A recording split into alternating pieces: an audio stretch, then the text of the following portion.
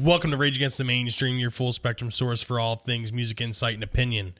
Today's date is January 31st, 2022. My name is Bill, and I'm joined here today again with Eric. Hello, hello. What's going on, man? Not a whole lot. It's funny.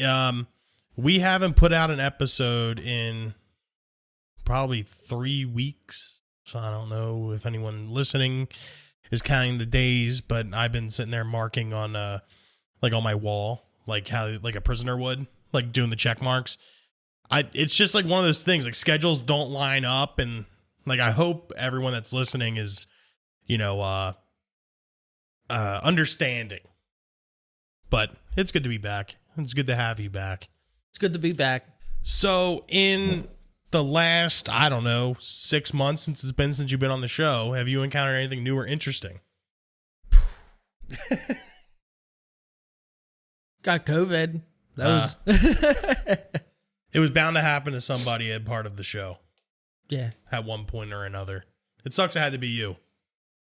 I agree. But anything music, entertainment wise? No. Out of the past 6 months? Yeah. Oh, man. For frame of reference, the last time you were on the show, your new and interesting was the Mouse Rat album on Spotify. Been a while. Yes.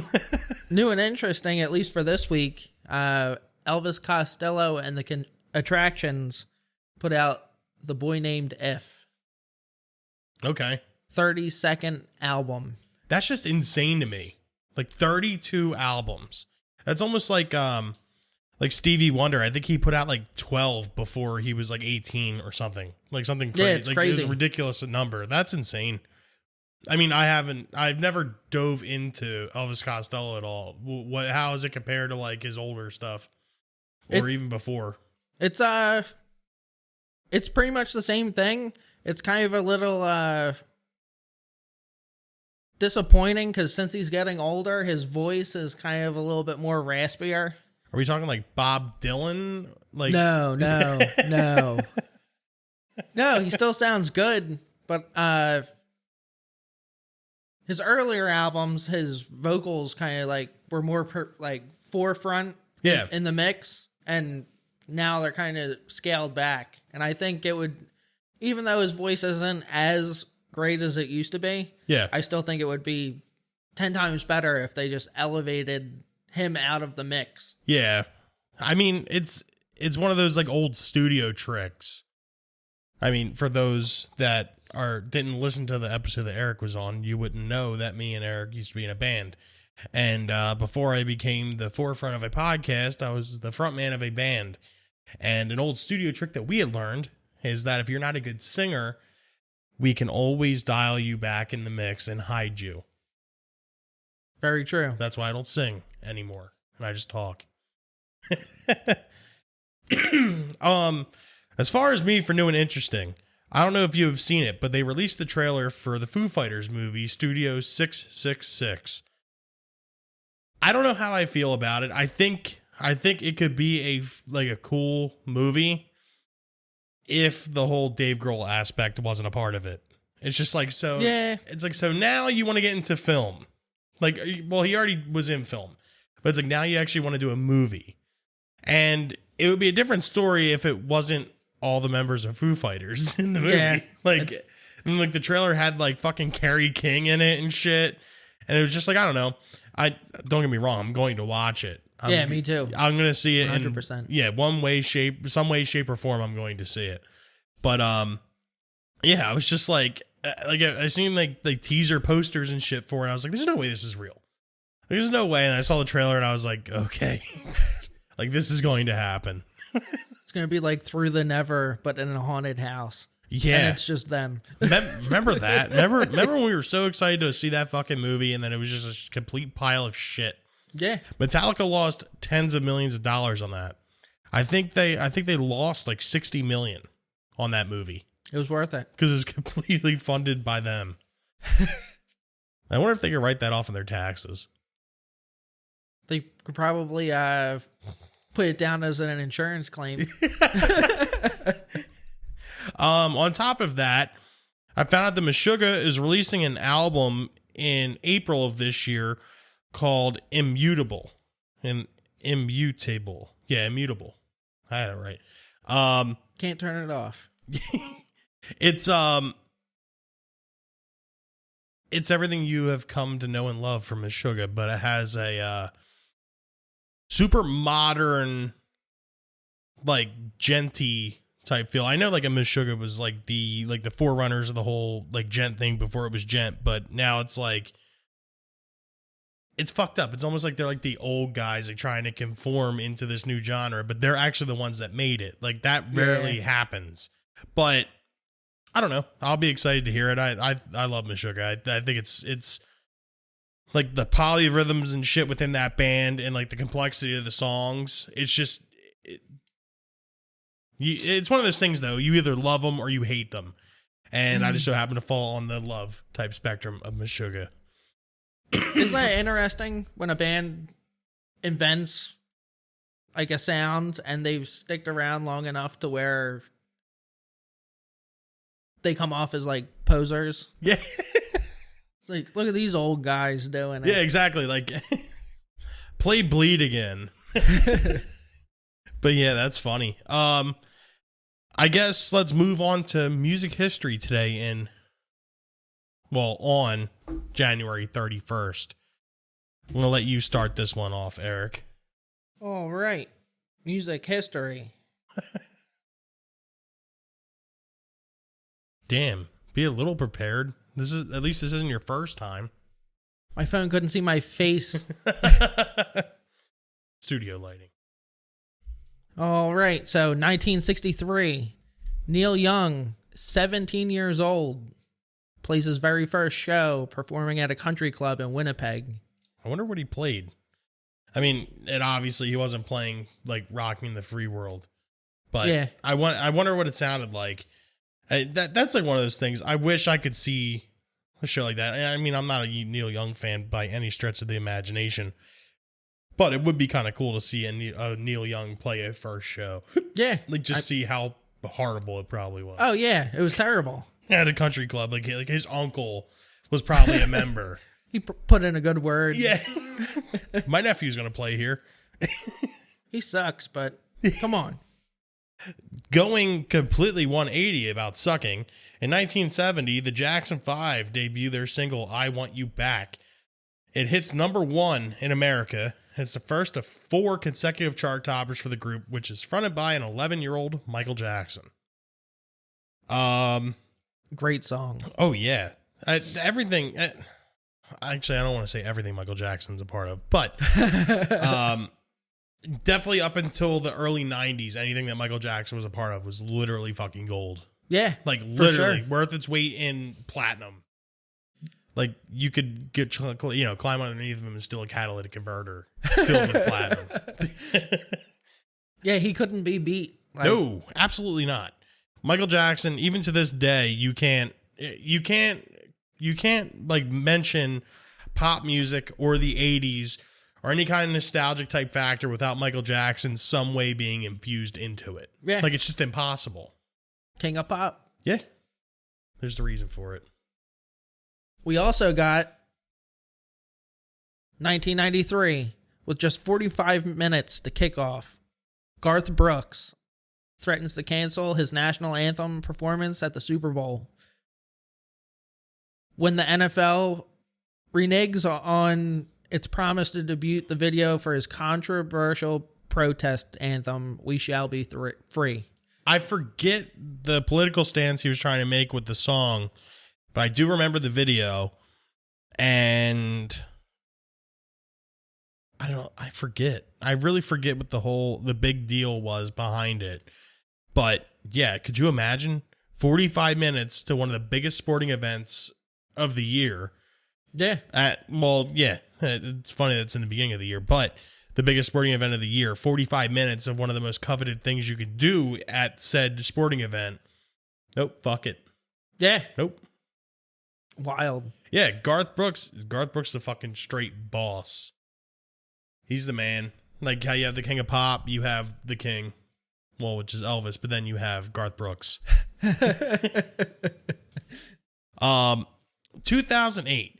Now, when we do these like music history type things, we like usually try to like get like funny things or, you know, be able to like joke around about certain things. But when I saw this, like obviously we can make plenty of jokes about this, but I do find it to be kind of like sad in a way. 2008, Britney Spears' family helps orchestrate an intervention that lands her in the psychiatric ward of UCLA's hospital.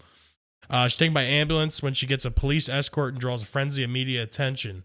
The next day, her father is named her conservator as a court rules that Britney cannot care for herself. She is released a few days later and starts getting her life back together. Later in February, her saga is detailed in the Rolling Stone. She appears on the cover with the headline, Britney Spears, Inside an American Tragedy. It's kind of funny, though, that, I mean, we're talking 14 years later, she's now not under the conservatorship anymore. But I don't know if you follow her on any social media platforms, but the kind of shit that she posts now, like half naked shit on Instagram, and like I understand the whole Free Britney movement, and I understand the whole, you know, her needing a conservator and all that other shit, but like I thought it was fucked up until she became free and I started seeing her on social media. It's like maybe we were wrong with the Free the Britney thing. Well, I mean, you gotta think something like that fuck somebody up. Like, that's true too. Mentally, like, but it makes you wonder though at that point in time, like if she really was fucking like nuts, and like the social media like thing, and you know hashtag Free Britney, and you know all the media coverage on it, or whether or not like helped fuel this thing to be able to for her to be able to get out of this. I want to rephrase this. I'm not a advocate for her having whatever. I'm not advocating for it. I'm just saying that maybe in this particular case, they may have been right and the media may have done something completely wrong with it. I mean, well, like you were just saying though about, you know, fucking somebody up. I mean, that's a possibility too. But you like if you play devil's advocate with this kind of thing, it's like maybe in a way, or maybe they were right, or in like helping her from herself. But I mean, we're not there. We don't know. Yeah. But you know what I mean? It does make you think of both ways, especially after just reading this now, or, you know, reading it before and then reading it now. It's like, I don't know. Like, it makes you wonder. Yeah. I also think to the level that the government gets involved with that, like, for a free person, like, you know, it's totally understandable if, you know, you fall under, if you go to the jail, that's a different thing. Yeah. But like, if you willingly consent into something like this, like, yeah, it's kind of terrifying to like not have control. Yeah, that's true. I mean, I don't know. It's just, the whole thing is just crazy to me. And, you know, who knows? We may lose a bunch of listeners on this show after this, but hey, that's a chance I'm willing to take. We're here to do everyone a service, and we have to be able to look at both sides of the story. It just can't be all fun and games all the time.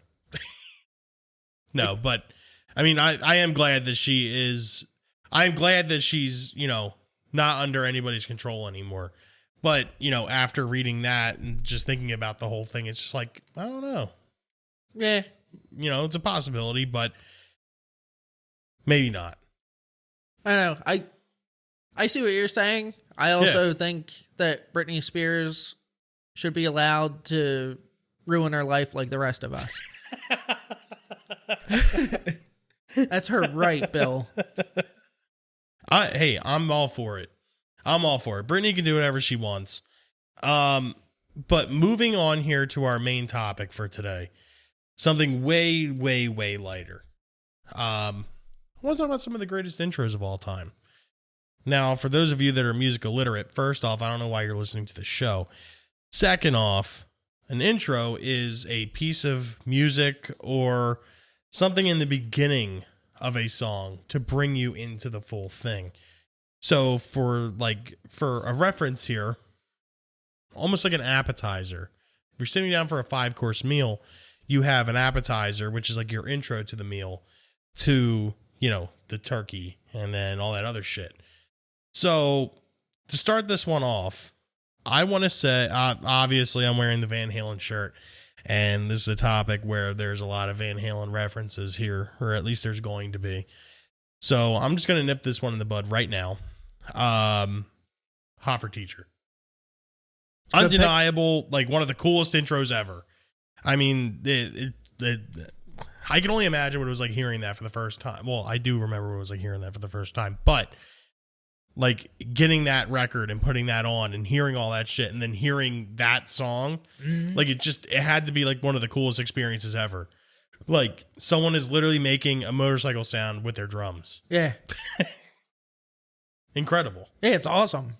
And that just went to show you that even though, Eddie Van Halen was like the center, front and center of that band, it also showed you that he wasn't the only Van Halen brother with talent. Yeah, 100%. So what do you have? I got quite a few. I'm going to go a little off the beaten path here. My first one's Woman by Wolfmother. Oh, nice. That guitar riff, I guess it's like the intro riff. Yeah. And then once everything drops, it's like, yeah. Yeah, it's such a cool song. I remember my first time hearing that was on Guitar Hero, and like I instantly got into it. And then, you start hearing other bands like Mastodon and stuff that like kind of like took that into a heavier realm. I mean, I don't know if Mastodon was out before him. I think they were. As a matter of fact, they were on the same Guitar Hero. They may have been 2 or 1. Mastodon was on 2 or 3, and this one was on 1. I forget, but that song is fucking cool.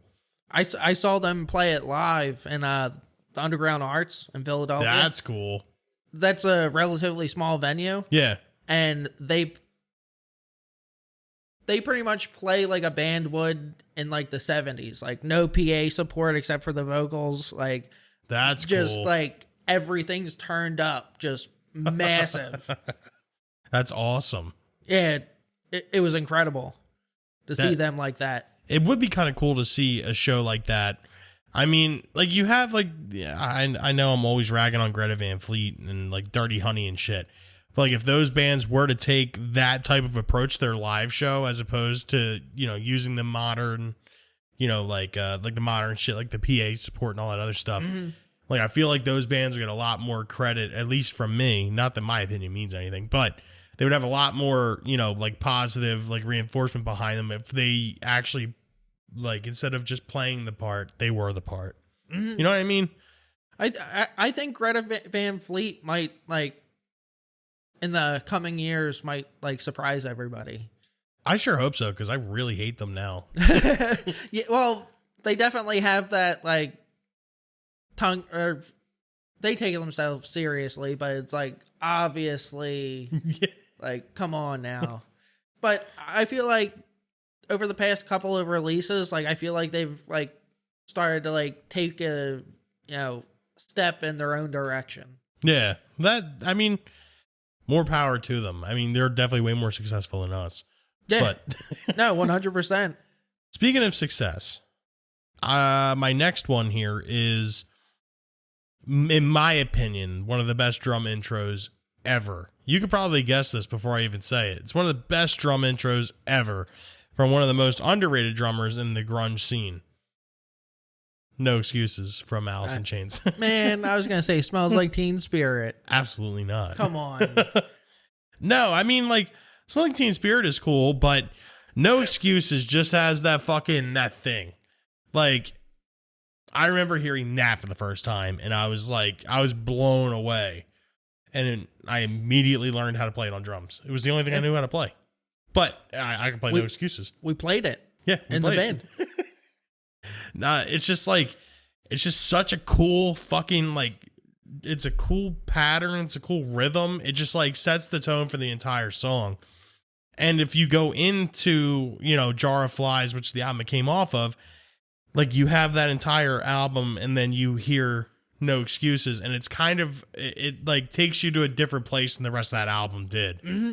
And for it being such like a down album, like that was kind of like the, like the little taste of upper you can get in that entire thing. Yeah. Even though the lyrics are like incredibly fucking like down. Yeah. But at least at least the drums were good. So my next one, all my best friends are Metalheads, Less Than Jake. Okay. It has that speech in the beginning. Can't sound familiar. Oh, you gotta check it out. It's pretty cool. Yeah. Yeah. What's the speech? I can't think of who it's supposed. It's this is a fair request. It's like somebody talking to a group of people. Okay. And it's saying that the people are he's an older guy talking to a younger audience, and he's saying that some people, he goes into like racism and stuff, and he's like, not all teenagers are drunken dope addicts or glue sniffers, and then it drops. Speaking of speeches, my next intro, actually I want to get the lyrics up for it real quick, is the opening track off of Lamb of God's Ashes of the Wake album, Omerta. For those of you that are not aware of the song, I am going to read you the beginning of the song here. It says, whoever appeals to the law against his fellow man is either a fool or a coward. Whoever cannot take care of himself without that law is both. For a wounded man shall say to his assailant, if I live, I will kill you. If I die, you are forgiven. Such is the rule of honor. And then it's like, it's just so sick. It's so awesome. Fucking cool. And I'm not going to lie. As I was in the middle of reading that, I thought I was Randy Blythe. Nice. It's just, first off, it's such a cool opening song. They were opening their live set with that. Mm-hmm. And like the second you hear him start off with that, it's just like, you know what's about to happen. Yeah. Like shit's about to go fucking nuts. And I'm not going to say it's the best intro of all time, but it's definitely on my top list. And for good reason. Gets you all pumped up. Oh, dude, super pumped up. My next suggestion has a similar effect. Lose Yourself, Eminem. Oh, yeah. If you had one shot, one opportunity. And then that guitar riff. Oh, yeah. I wonder if that was ever sampled, or if that was a sample of something, or if that was just like legit original. Because I know he, what was the one? It was off of Relapse, was it? Spacebound? That was an REM song, wasn't it? I'm not sure. Maybe. I'm not sure. I read somewhere before that was someone else's song. They ripped that off. Huh. But it's funny that the Lose Yourself guitar intro, or that guitar part, is probably one of the most recognizable pieces of music like ever. Yeah. Like that like spans like every genre. Like it doesn't matter who you are. You could be 90 years old. You hear that dun, dun, dun, and you know what's about to happen. Yeah. Oh, dude. Mom spaghetti. that song, you know the meme where it's when Shania Twain says "Let's go, girls," I could kick a door off its hinges. Yeah. Lose Yourself's like the guy equivalent to that.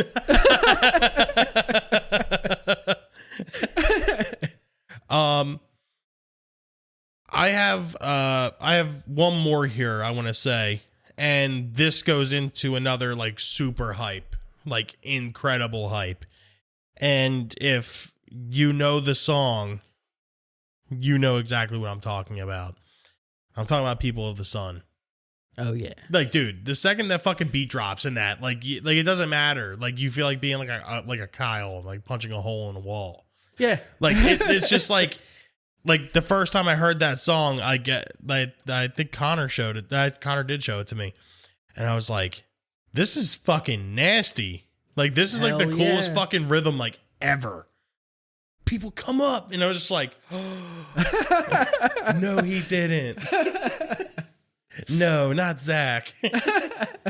Oh yes, he did. But then People of the Sun is just a total banger. That song is 100% banger. Aren't they all bangers though? Like, yeah, they really are. But People of the Sun, I think, is like the top like banger of Rage Against the Machine. I mean, I don't know. It's definitely the top though. Know Your Enemy's also awesome. Yeah. Freedom. There's a lot of really good Rage Against the Machine songs other than the radio hits that you hear. Actually, as a matter of fact, Bulls on Parade's like my least favorite Rage Against the Machine song. Like Rage Against the Machine, like the whole time that they were a band, like they could not lose. Like, no, absolutely not. Like, they weren't just singles; they were like the whole album's fucking amazing. And I also feel like if they were to release a new album now, it would do extremely well. I really think that they're going to. Really? Yeah. That'd be so fucking sick. Because Zach De La Rocha's starting to get back into music, and I want to say Prophets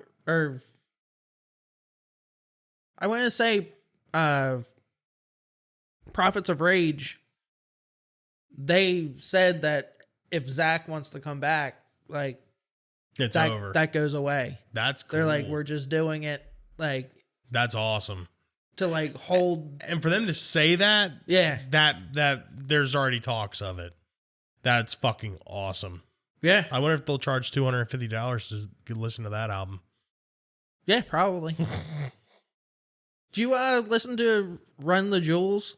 No, I've been told I have to.